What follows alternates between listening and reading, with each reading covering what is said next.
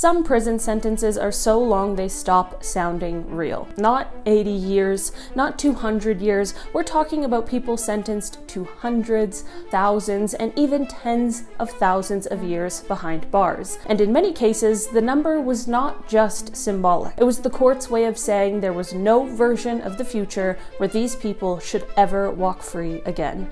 From cult leaders and mass attackers to predators, captors, and scammers who destroyed thousands of lives. These are evil people who received some of the longest prison sentences ever handed down. First up, we have Ariel Castro, the Cleveland man whose sentence became one of the most infamous in modern American court history. For more than a decade, Castro kept 3 women trapped inside his home while their families, friends, and the public searched for answers. From the outside, the house looked like any other ordinary home on the street, which made the truth even more disturbing when it finally came out. When the women were rescued in 2013, the full horror of what had happened inside that house stunned the country. Castro later pleaded guilty to hundreds of charges, avoiding a trial, but not avoiding the consequences. The judge made sure there was no confusion about his future. He was sentenced to life in prison without parole, plus another 1,000 years, making it clear that there was no legal path for him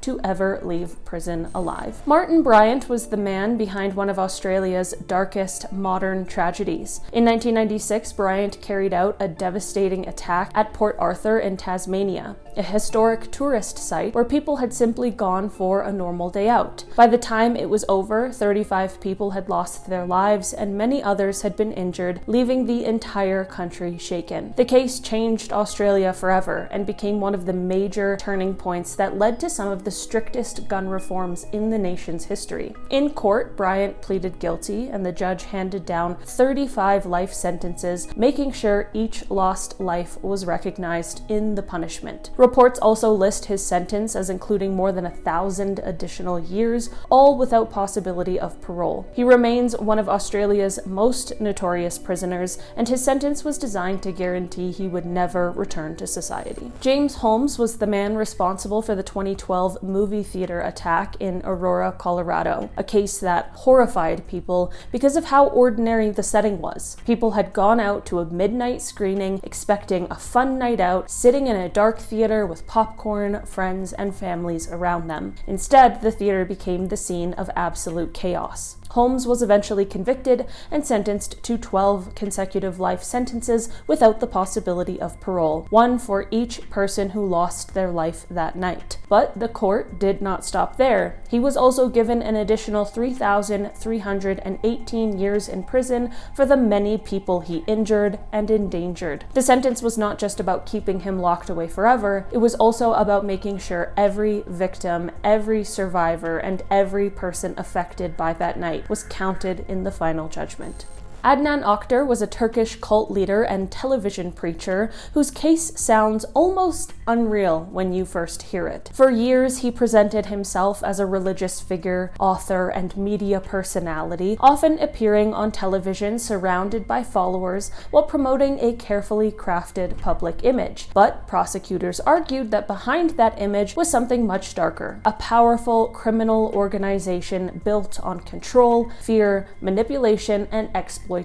His charges included leading a criminal gang, abuse, fraud, blackmail, and other serious crimes connected to his inner circle. The investigation involved a massive number of people, and the case became one of the most shocking legal stories in Turkey. After a retrial, he was sentenced to 8,658 years in prison. The number is almost impossible to process, but the scale of the sentence matched the scale of the allegations, with prosecutors describing years of harm hidden behind a polished public persona. Dudley Kyzer received a sentence that became one of the longest ever given for a single count. In Alabama, Kyzer was convicted after taking the lives of his wife, his mother-in-law, and a college student who was also present during the crime. The details of the case were so severe that the court did not treat the punishment as one single act with one single sentence. Instead, the judge separated the victims and made sure the punishment reflected the full weight of what had happened. Kyzer received 2 life sentences for 2 of the victims, but for the killing of his wife, the judge handed down a separate sentence of 10,000 years. That number was obviously not meant to be realistic in a human sense, it was meant to be final. It was the justice system's way of saying that even one lifetime in prison did not feel like enough for what he had done. Darron Bennalford Anderson's case is remembered for one of the worst appeal outcomes imaginable. Anderson was convicted in Oklahoma for a brutal set of crimes involving an elderly woman, including kidnapping, robbery, and SA. His original sentence was already almost impossible to comprehend, 2,200 years in prison. For most people, that would have been the end of the story, because no human being could ever outlive that amount of time. But Anderson appealed the conviction and was granted a new trial. At first, that might sound like a legal victory. Instead, the second trial also ended in conviction, and the new sentence became dramatically worse. This time, he was sentenced to 11,250 years in prison. Guinness later listed it as the greatest amount of jail time added as a result of an appeal, turning his attempt to reduce his punishment into the exact opposite. So that's something nice. Allan Wayne McLaurin was Anderson's accomplice in that same Oklahoma case. McLaurin was convicted on multiple serious counts tied to the attack, and his sentence became one of the longest in American history. Court records later described his total term as 20,750 years, with the sentences stacked on after another. Even though the legal system still technically discussed parole eligibility, the court noted the obvious. With a sentence that long, he would die in prison unless something beyond normal human possibility happened. It is one of the clearest examples of a court turning years into a message.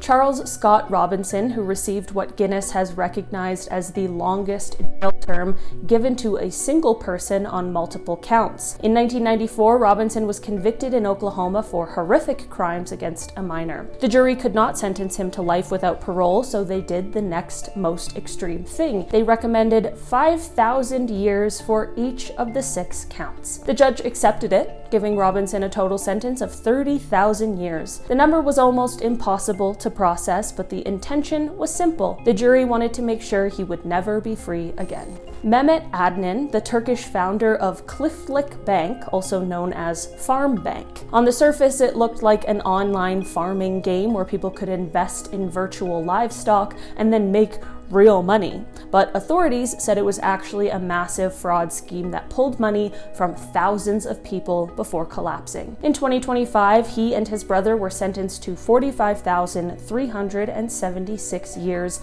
and 6 months in prison. This case is different from the violent crimes on this list, but the damage was enormous. It shows how financial predators can ruin lives on a massive scale without ever even using a weapon. Chamoy Thipyaso, the woman often linked to the longest prison sentence ever officially recorded. In Thailand, she ran the May Chamoy Fund, a massive pyramid-style fraud operation that promised huge returns and pulled in thousands of victims, including people connected to powerful institutions. When the scheme finally collapsed, the court handed her and several associates a sentence of 141,078 years. That is insane. But the strangest part is that she did not actually serve anything close to that. Because of sentencing limits and restrictions under Thai law, she was released after only a fraction of the sentence. Still, on paper, her punishment remains one of the most extreme